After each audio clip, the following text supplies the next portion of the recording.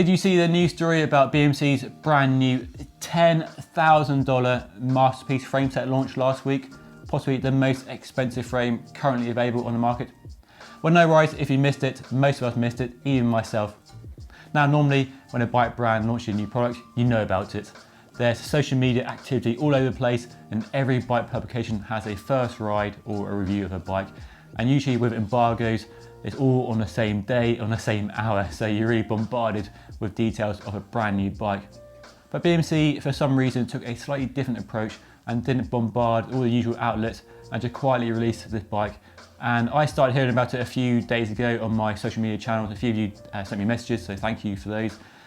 But I've got a few details, the details I'm prepared to share with us, so I'll run through what makes this a $10,000 frame set.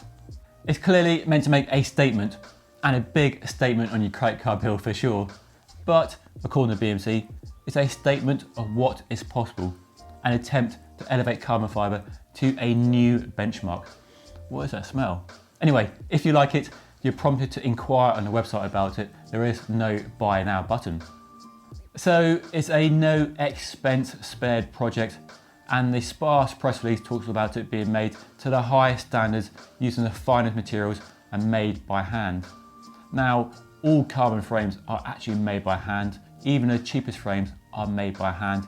It's actually quite a labour intensive process and not as easy to mass manufacture as a material like aluminium, which is why aluminium is still used at a cheaper end and carbon fibre still has a price premium over that material. There's no mention of where the frame is actually made. Is it made in the Far East or is it made in Switzerland? Now, I'm taking a hunch on it being made in the Far East, just because if it was made in Switzerland, they will surely be talking about that as a key selling point of this new bike. Now, a Swiss company has tried in the past to revolutionise the carbon fibre manufacturing process with Impec, its attempt to use a robotic layout process from about 5 to 10 years ago. Didn't go very well and they don't use it anymore, but it was a bold attempt by a Swiss company to bring carbon fibre manufacturing in-house in Switzerland and do it in a new way that required less labour, which is probably the biggest cost of making a carbon fibre frame. But where this frame is made, nobody knows, but hopefully BMC will come out and let us know. There's nothing wrong with being made in the Far East, but if they're honest and transparent, I think that would go a long way. The frame is also limited in numbers, so apparently the frame is so intensive to make, they can only make one per day. So that's interesting, and that helps keep the price high as well. And each frame is also made as one piece. Now, often the frames are made as separate pieces, so the rear stays are separate to the main frame and then they're bonded together. But this new BMC Masterpiece comes out in the mould as one single piece. Cutting through all the PR guff, what is this bike actually underneath that big price tag and fancy carbon fibre layout? Well, it's a road machine, basically. This is a bike the company launched a few years ago, about 5 years ago, and intended to offer the performance and speed of a road race bike with some of the comfort from big tyres and laid-back geometry of an endurance bike. And I reviewed it a few years ago, you might have seen my review elsewhere, and it's a bike that generally impressed, so good speed, good handling, but I was left cold by the lack of comfort and ride smoothness the bike offered, even with big tyres, compared to other bikes in the sector. So will this new Masterpiece, with its fancy carbon fibre layout, offer a slightly different ride to that bike? Well, I've no idea, but I would love to ride a new bike to see how it compares to that road machine and see where it offers that same blend of speed and performance that really impressed, but offers a bit more smoothness that the bike surely needed. Unfortunately, there's no details on the actual carbon fibre layout used in this frame. With no idea on the grade of carbon fibre. Will they be using something high-end like Canyon have utilised in their new Ultimate CFR, which is a high-grade Japanese carbon fibre to get the weight as low as possible? Nobody knows. Generally, it would have been nice to have more detail about the design and engineering behind this bike.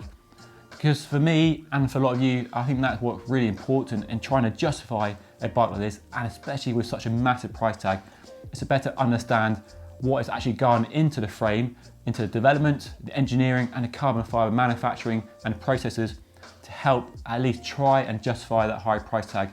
Because just reading through the website and all the press material, you're left feeling a little bit cold, to be honest. There's no actual detail. There's lots of fancy words and emotional stuff, but it doesn't actually speak to the engineer, the person who wants to understand how the frame is made.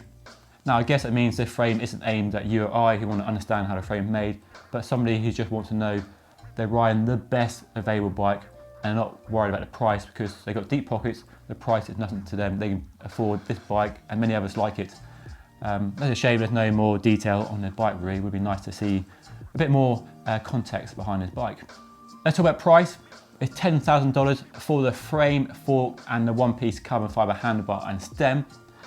There's no word on full bills yet, but I'm guessing if you can afford that frame, you can afford the extra $5,000 to $10,000 it will take to build this bike up.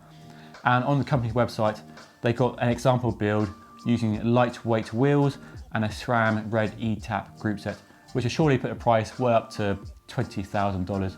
You'd go higher with some fancy components if you wanted to, but certainly the person looking at this frame isn't worried about the extra $10,000, $15,000 it would take to build a bike up. So it's not for most of us. And it's clearly a lot more expensive than most other bikes. I mean, you can get a top-end Specialized Canyon Trek Giant for around $10,000 for the whole bike, with a SRAM red E-tap group set and power meter and carbon fibre wheels and everything you want in a high-performance road bike. It even makes that Moots titanium bike I rode a few days ago look expensive. That came in at $6,500 for a frame. It made that look cheap, to put it in perspective. Okay. And of course, top-end bikes are expensive these days. There's lots of comments saying how expensive road bikes are these days, but all top-end things are expensive.